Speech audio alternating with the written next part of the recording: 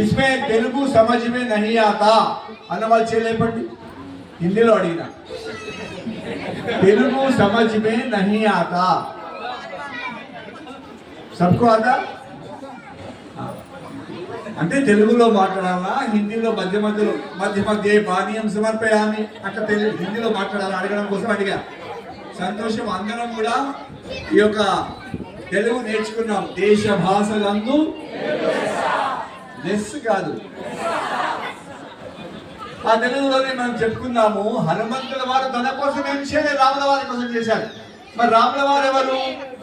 ఈ విషయాన్ని మన తరువాత తరాలకి మనం అందించకపోతే, రాముల వారి యొక్క గుణాలని మన పిల్లలకు అందకపోతే దేశం ఏమైతుంది అనేటువంటి విషయాన్ని మనం ముందు అర్థం చేసుకోవాలి. ఇవాళ పుణ్య దినము 2 సంవత్సరాల క్రితం ఆ అయోధ్యలో భవ్య రామ మందిర నిర్మాణం జరిగింది.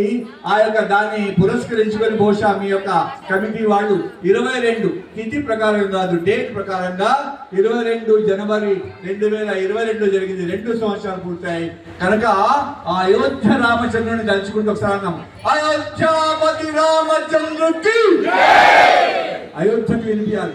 అయోధ్యాపతి రామచంద్రుడికి. మనం అందరం ఇప్పుడు అయోధ్యలో ఉన్నాం అంటున్నాం. అయోధ్యలో రాముడు పుట్టాడు, మనవాళ్ళని పుట్టాడు. ఒక తల్లికి ఎంతో అమ్మా నాన్న నాకు సంతానం కావాలి, వంశ వృద్ధి చేసినటువంటి చక్కటి పిల్లలు కావాలి అని తపస్సు చేసి పిల్లల్ని కంటారో. ఇక్కడ చాలా మంది దంపతులు కూర్చున్నారు, వాళ్ళకి చిన్నారి పిల్లలు ఉన్నారు.